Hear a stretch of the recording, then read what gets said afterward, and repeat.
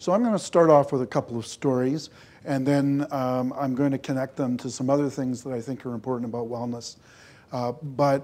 Basically, if you were going to put down the one-line summary of what I'm going to say, it would be, here's what I love about you. And that's really it. Because the people in this audience, the Y, the United Way, a whole bunch of organizations, ARPA, the people who are responsible for parks and recreation, have an important component of wellness under their responsibility. And they and you have delivered brilliantly. And so that's the theme. This is why the Chief Medical Officer of Health loves you and the work that you do. So the first story, and I apologize, I sometimes recycle stories, and so some people in the audience will have heard these before. But when we were doing the Early Childhood Development Report, and we had just released it, I was at a party. My brother-in-law threw it, and his job was to help repatriate Afghanistan veterans back into Canadian society and make sure that they were capable of getting the benefits that they so richly deserved. He was a navigator for them. And at the party, there was a young woman, and it just struck up a conversation because she just had a baby, and we just finished our report, which my project manager said took twice as long, and it was her baby. I actually had to physically grab it out of her hands to give it to other people. It really hurt the distribution, the way she clutched it so tightly. And anyways, it turned out that the young woman was very concerned because her husband was a veteran and had just come back from Afghanistan and was clearly suffering from PTSD. And she was concerned for her husband, but she was also concerned for her baby because she knew that the interaction between the parent and the child was really important, and he wasn't really engaging with the child. And you could tell that she was very, very concerned. And I said something that my project manager had been struck by when we did the report to try to provide some reassurance to her that things were going to be okay. And the line that had always struck Louise, my manager, was that all a child needs to grow up normally is one adult in their life who's absolutely crazy about them. And that adult can be a teacher, it can be a coach, it can be a grandparent. If we're lucky, it's both parents. But I said, that's the minimum your child needs. Are you absolutely crazy about your child? And she was. And so she brightened up a little bit, and we got to have a bit more of a discussion. The second thing she was concerned about is that she couldn't give her baby the things the baby needed to get the good start in life, the kind of early childhood development that we're pushing, the rich interaction that makes for those big bushy neurons, the neurons that connect and will continue to connect for the rest of their lives. And her concern was they couldn't afford the expensive stuff like an iPad or baby Einstein, couldn't provide an enriched environment. And so I said to her, well, what kinds of things do you do with your child? And she said, well, I read to her at night. And during the day, I try to make sure that we go to the park nearby every day. And she runs around with the other kids, and I chase her, and we laugh a lot. And then I take her around, and I'm Métis, and so I'm teaching her the names for the plants and the trees and the animals. And she says occasionally she puts poop in her mouth. And I said, well, you know, you're doing everything right. There's absolutely nothing that you could add to what you're doing. As she's running around, she's getting a habit for exercise that will last her all her life and make it less likely that she has obesity and diabetes and hypertension. By teaching her the new words and going with 2 languages, you're helping to develop the learning centers in her brain, and you're also making for a larger vocabulary, and there are lots of studies that show that that benefit will last a lifetime. And just being out in the park and being exposed to the smells and the sounds and being exposed to the other children and starting to connect with them, that's going to pay off her entire life as well. And I said, I wouldn't recommend the poop, but you should know that there is evolving literature on the subject that says that it's actually good for their immune system. So, right. Yeah, I live for the day I have to put that out as an advisory. Make sure you eat poop 2 or 3 times a year. That's okay, I'm a doctor, I can talk like that. So the second story, in a sense, although they're completely unrelated in terms of the people, is a continuation of that story. And because that was actually a really good story about why don't you just swim. In fact, that may be one of my stories the next time I talk about this. So I don't want to keep you here too long because sedentary is the new smoking. I don't know who comes up with these lines, but I love them. So we have a young woman who works in her office. Her name is Tricia, and she's just an absolute joy. She's the kind of person that you want to be around. She's bright and vivacious. She's eager to learn, and she's just been terrific in the office. And we sometimes focus test these ideas around wellness and how best to communicate with people. And she was in a group that we were asking people to tell us what in their life, what in their environment had created a moment of wellness that was long-lasting and they wanted to talk about. And Tricia really opened up, and she told us the story. And she was a troubled youth when she was growing up in Alberta. And she says the only thing that was going right in her life was that she liked to exercise. So in her town, she said, we were really blessed. We had something that not every place has. We had a recreation center. And so she used to spend a lot of time in the recreation center. And the manager noticed that she was there a lot and sought her out one day and said, look, you are here a lot, and it doesn't look like you have a lot of money. So I have a deal for you. If you help clean up around here, put stuff away, do the janitorial stuff, you can come here for free. And Tricia loved that because she didn't have enough money, and she did want to exercise. And so she came in and she helped out. And after a couple of months, the manager came to her and said, you're very conscientious, and you're here late, so I'd like you to lock up. Now, I don't know how many of you have ever owned or worked in restaurants or bars or rec centers, so I have not had this conversation with Tricia, but getting somebody to lock up at night is a nightmare. It is an absolute nightmare. And so the manager was actually taking advantage of her. But the way Tricia tells the story, it was an absolutely pivotal moment in her life because there was no one who would have trusted her with the key to anything. And this woman did. And after that, the woman came to her a couple of months later and said, I can't keep it up like this. You're doing work we would pay somebody for. Do you mind if I start paying you? And because of that, this is the way Tricia tells the story. That's why she's a lovely person. There isn't a suspicious bone in her body. So because she now had a source of income, she decided she wanted to go back in school. She had crashed and burned in high school and had no marks to speak of at all. And she was fortunate to find a program in Red Deer that would allow her to do remedial work and upgrade. And she took that, and she was able to because she could keep going back and earning money at the rec center. And then she got confidence because her marks were much, much better now that she was engaged. And she enrolled in a master's program and received a scholarship. That's how smart she was and how well she'd done. And she said when she was telling the group, and there weren't a lot of dry eyes in the room by the time she was finished, that it all started with that set of advantages of having somebody who believed in her and having a community that was smart enough to invest in a rec center. And some of you have had experiences like this. Some of you have been part of that kind of a story, and most of you have done things with people or in your community that will have stories like that attached.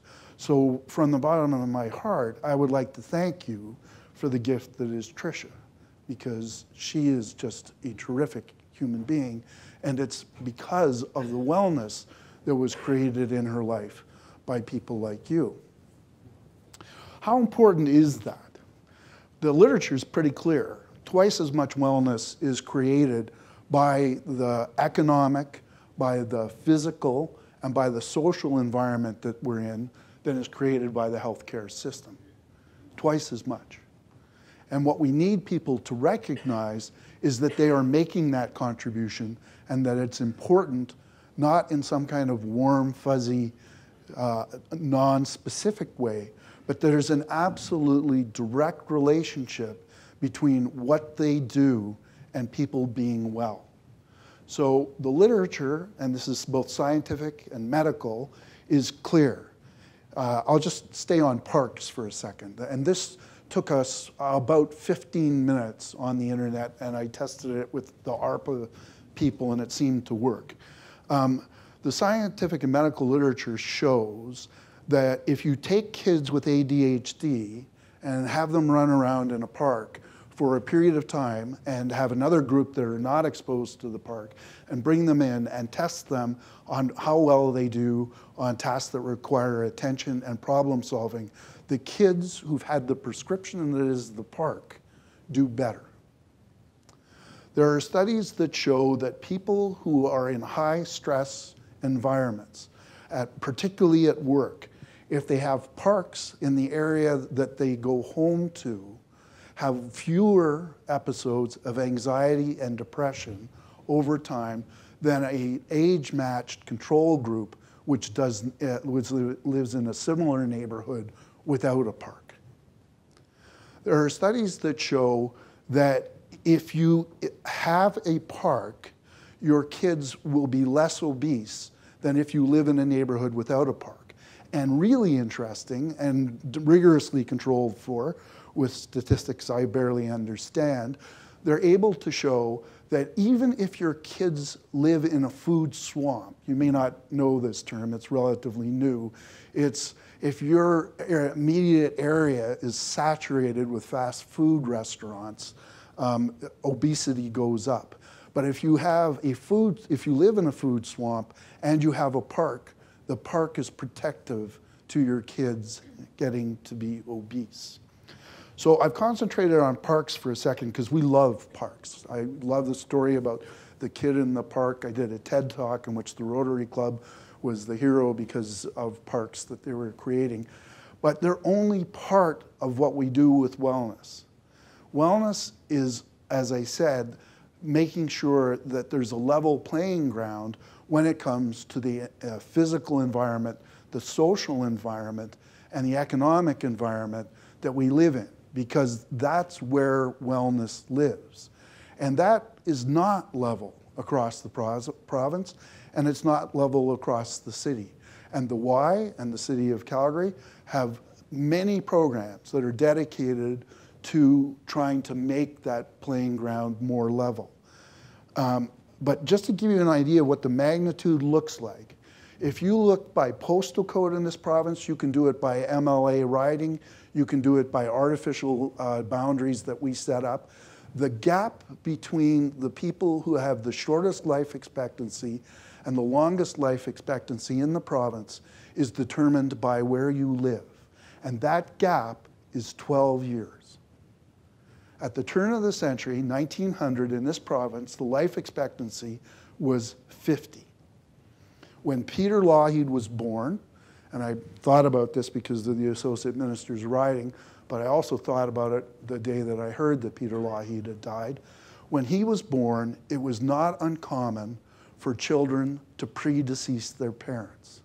Now we speak of it as a tragedy, as one of the worst things that can happen is for a child to predecease a parent.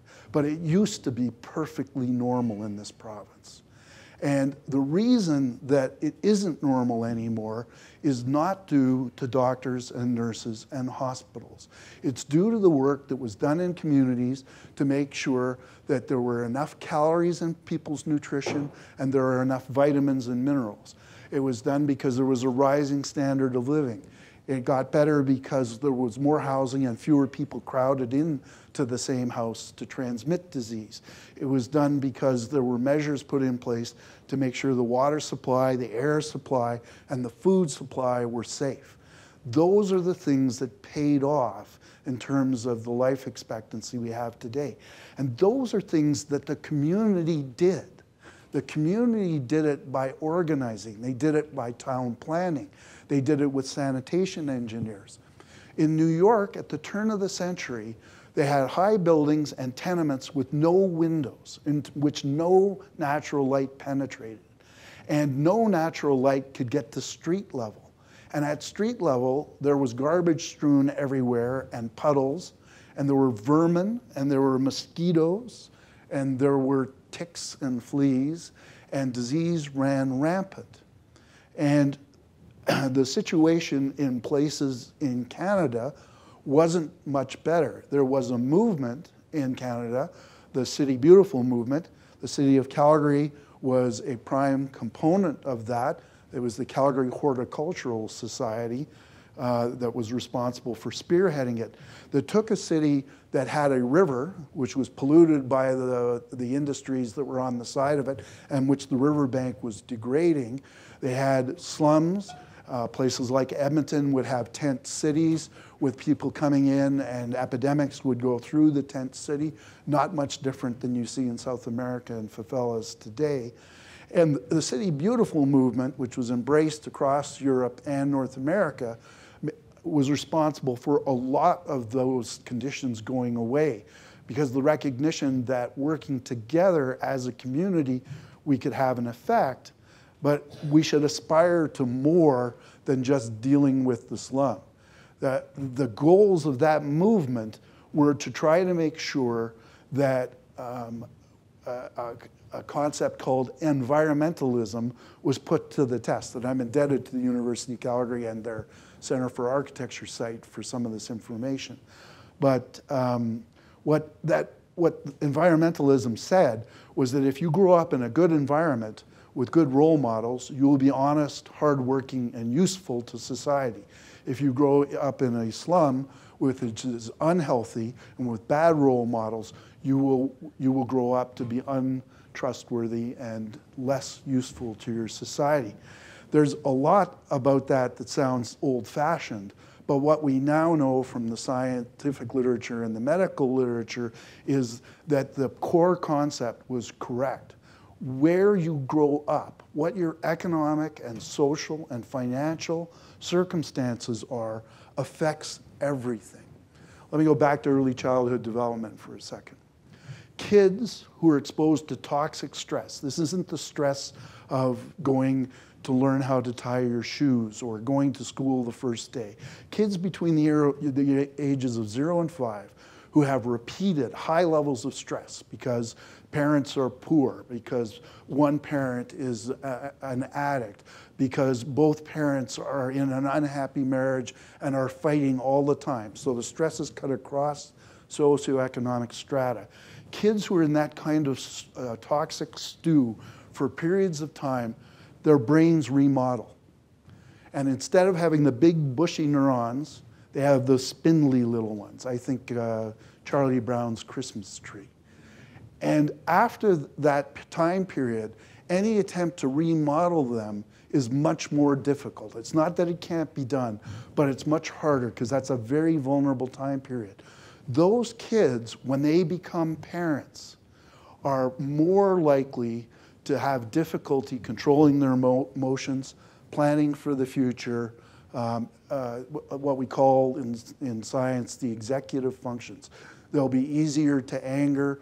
They will be doing more poorly at work, and they will complete the cycle because their kids will be exposed to toxic stress. So communities have a role in making sure that that cycle gets interrupted. Communities have ways of making sure that there are at least one adult in those kids' lives who's absolutely crazy about them, creating the social conditions that allow them to participate in sports. Make sure that the educational opportunities are there to try to reverse some of that effect and rebuild the bigger, bushier neurons. The same thing, though, happens at the other end of the spectrum. When we did the report on healthy aging, we thought it was going to be a different report than the report on early childhood development. It looks different. The information we're trying to communicate is different, but the message is actually the same. As you get older, you need to look at the things you can do to make yourself as mentally strong as you can, and so does your community. To make yourself as physically strong as you can, to make sure there are resources available in the community if you're not able to provide them themselves, and to make sure that you're connected in such a way that the connections are a source of strength. So is a community being connected important? Is it a little bit important or a lot important? Is it something that's nice to have, or is it something that's absolutely vital? Well, I would say to you, and this is preaching to the converted, that the flood shows that connections to communities is life and death. The first responders did a terrific job in the floods in southern Alberta, whether it was Siksika or High River or Calgary. And there's no question they did a great job.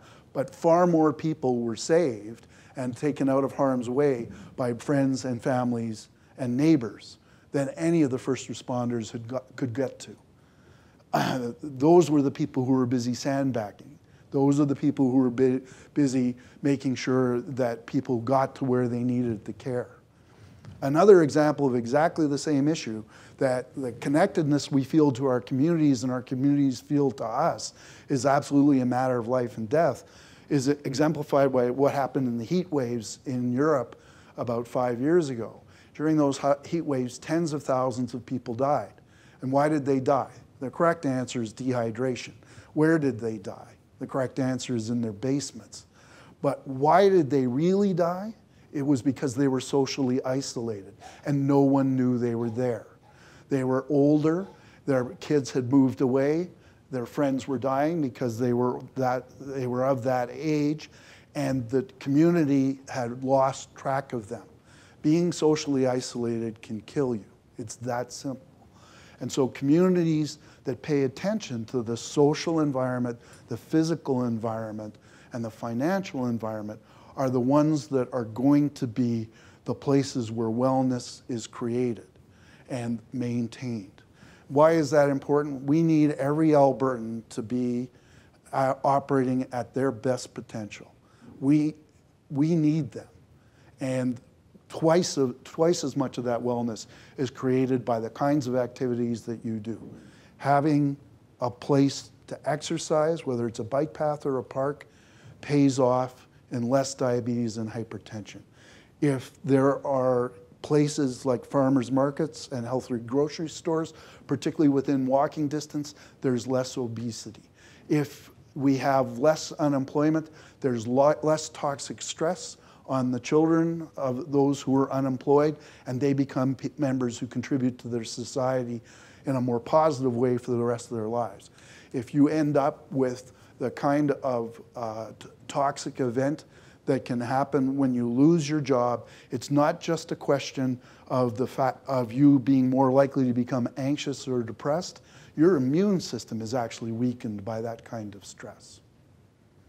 So we need every Albertan operating to their fullest potential to be able to contribute back to the society that we want for this province. We want this province to be vibrant. We want it to be energetic. We want it to be creative. Sometimes, as an academic, you revert to tricks. And one of the tricks is to go back to look at the definition of words.